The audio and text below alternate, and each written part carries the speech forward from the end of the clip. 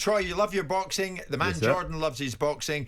And we are thrilled to welcome to the studio here in the 17th floor of the News Building. The three of us becomes the four of us, because entering the fray is British and Commonwealth super lightweight champion Dalton Smith. Dalton, good afternoon to you. Good afternoon to you, boys. Thank you for having me on. It's a pleasure. First time here, and looking forward to it. You have nothing to worry about. It is great to have you on board. And Dalton, let's talk what you are doing. You are going places. Of that, there is no doubt. Anyone with a record of 16-0 and 12 of them KOs, you're doing the business. You took care of business by knocking out Jose Zepeda in round 5 in Sheffield last Saturday. How was it, the experience, the fight? How was it for you? Yeah, it was massive. Great performance. I needed that to, step up the level, stamp my name down in the division.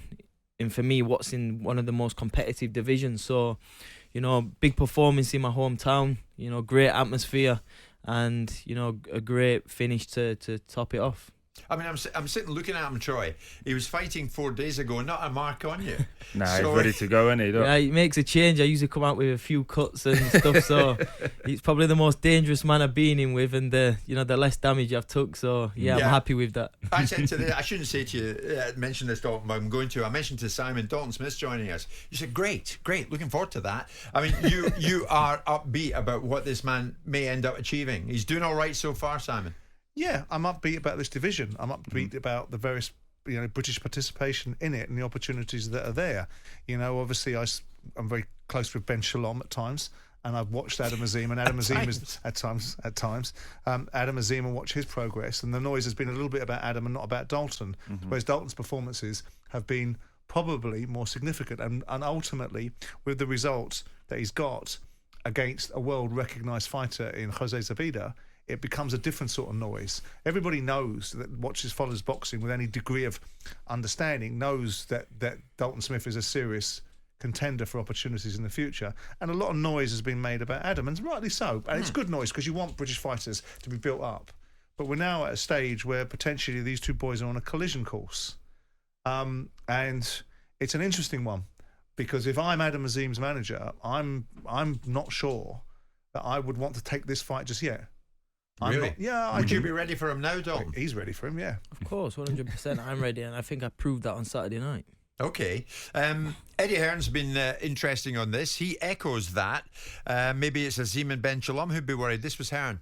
Listen, I haven't got too much to say to Adam Azim other than I dare you to fight Dalton Smith. The WBC silver champion, the British Boxing Board of Control have ordered it. The European title have ordered it, your belt. There is no reason that you won't fight this man other than he's too good. But what we want to do is we want to chase the world championship. But we will drop back down the levels to fight Adam Azim if we have to give Sheffield a big fight, okay? The levels, 3 or 4 levels, but it's okay. Listen, with all due respect, Adam Azim, tremendous fighter. Right now, couldn't lace this man's boots. We're going for the world championship. Get out of the way, we're coming through. Bosh. Bosh, how did you feel standing beside him when he was coming out of that? I wouldn't expect anything less from Eddie. That's why he's one of the best promoters in the world. And when he's got confidence in one of his fighters, he will speak for them. And that's what Eddie's done. That's what Eddie does. Like I said, I'm not one to talk crap. I like to be when this fighters get in there, do my fighting in the ring. But of course, after performance like that and all the talk and hype around me and Adam Azim, of course people want answers. Well, right. I mean, Eddie's saying Azim couldn't lace your boots. Could he? There's one way to find out, and that's to fight, isn't it? What do you think? You know Adam Azim. Ben Shalom. I don't think that you fight the way Eddie Hearn suggests you fight. You do what you want to do when you think it's right for you to do it. So if there is a situation where one fighter's had 16 fights and is more experienced, one's 21 and one's 27, one's had 11, there is a probability that one's going to have more opportunity to develop their craft better. So if I'm Adam Azim, this is me speaking and not Ben Shalom or Adam Azim, I'm looking at it going, I'll get to you. I'm the European champion, you're the British champion, right? And Eddie Hearn's doing his job. He's doing precisely what he should do. He's creating a narrative. I dare you. Okay, I'm going to run my business the way you want me to. No, I'm going to run my business, if I'm Ben Shalom or Adam Azim, the way I want to. And I'll get to you when I get to you. And if I feel that I need another fight in between then and then, that's what I'll do. Yeah. And you'll keep, in the same way that Fraser Clark had to take what he feels is an indignation about the situation with Fabio Wardley. He's got to Fabio Wardley now. He's got his fight now. He had 2 more fights that got experience. Now, with due respect to Dalton is, in my view, a slightly more experienced and more polished fighter than Adam Azim is. But he's had 16 fights. He's had 5 fights more. Yeah. He's also 6 years older and 6 years wiser. And that's not me making an excuse for Adam. There's also a flip side to me that wants to see the best fighters fight the best. And if you're good enough, you're ready. So Adam thinks he's good enough, but it's also about matchmaking. Frank Warren and Eddie Hearn in different guises will sit here in a different conversation when it suits their narrative and say, well, I'll get my fighter ready and he'll beat this fella when he's the best version of him. So it's all about balance. Yeah. It's all about balance. I get it. I mean, if it's not Azim, who would you fancy shaping up to next on? Of course, it is. The bigger the fights, that's what I want to be a part of. And I've said I want to get to the end of my career. I want all the traditional belts. I've got the English. I've won the British, Commonwealth. The only 2 I need to win now is a European and a world title. So, of course, it'd be nice to win the European. Adam Azim's a champion. That's why it makes sense there. But of course, we need an answer whether Adam's going to take the fight or vacate. Like I say, it's nothing personal between me and Adam. Boxing's a business, and like you say, if I want the European title, Adam's the champion, but you can't sit there and be like and not give us no answers. You either take the fight or you vacate the title. I agree. Adam needs more fights. It's not the right time for him right now. And like I say, I don't want to speak and be disrespectful on Adam because he's shown me respect and he's a respectful guy. But boxing's a business, and for sure, when there's something there what I want to win and go out and achieve, you've got to be outspoken about it. How do you view the division, your division right now? When you look at it, Dalton, Devin Haney, Jack Catterall, Ryan Garcia, I mean, are you far off from any of those names? Definitely not. And I think that fight on Saturday night was the fight to put myself in that league. And Jose's not a sliding fighter either. He's only lost at world level and against, for me, some of the pound for pound fighters. So for me, he was a very strong, durable opponent. But the 140-pound division for me is the most competitive weight. You've got all the big stars there, the most talent, and there's some big fights to be made down the line. There are. I mean, Taylor's fighting Catterall. Eventually, they're doing it again. It's been suggested you might fight the winner. Would you be ready for that? You'd be game for that? Of course, and it's like you said, the performance Saturday night's proven I belong at that level, and I'm nowhere near even into my prime yet. And like over the next couple of years, I feel that's where I'm going to come into my prime, and these are the big fights to be made. Who wins it, Taylor or Catterall?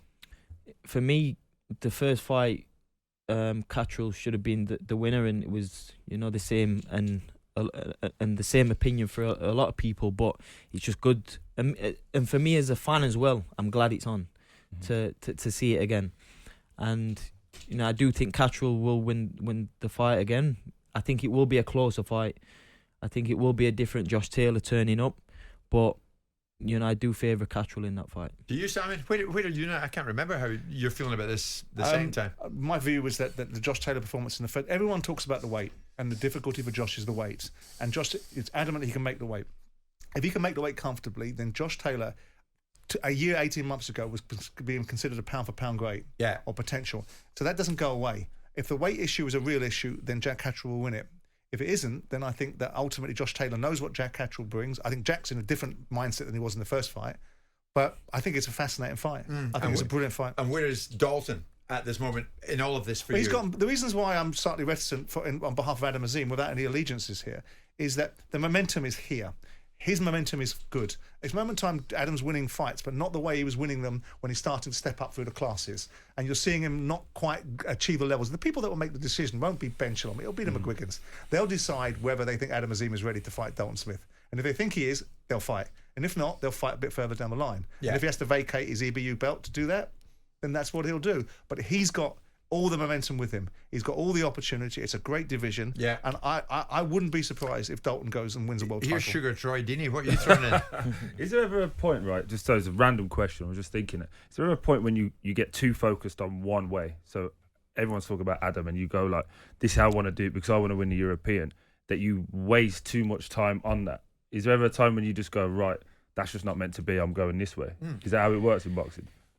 Of course, like, So it's a random question. I apologise. it's not like It's a good one. you can't sit around for too long on a fight because you've boxing. Like it's the same with football. It's a short career.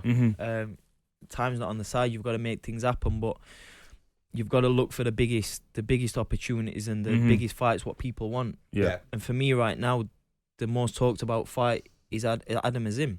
To be fair to you, you haven't called it. It's been ordered. Yes, Exactly. It's an ordered exactly. fight. Exactly, it's an ordered fight, and even for my build up for the Jose Zepeda fight, for me that was my biggest fight. It was he's a dangerous fighter, but the fight what got talked about the most was me and Adam Azim. No one's seen the challenge, what was in front of me, and I said it before. Jose Zepeda was a harder fight for me, but people was overlooking that and talking about the Adam Azim fight. So you've got to stay focused on what's in front Well, of you. there's been silence though from Shalom about Azim, has there not? He doesn't have to dance to Dalton's tune, does he? He doesn't have to dance to Eddie Hearn's We're tune. in a need-to-know situation And here, I'm sure Dalton's they'll here. do what they want to do when they The want fans to do want it. In the same way that if Ben Shalom was sat here telling Text Shalom. Text them telling now. what Eddie Hearn should do, I'd be saying the same thing. That, you get off brown-nosing the Saudis, get on with what you're doing, right? And Ben will run his business. All right, Dalton Smith is with us. Dalton, stay with us. Ignore him.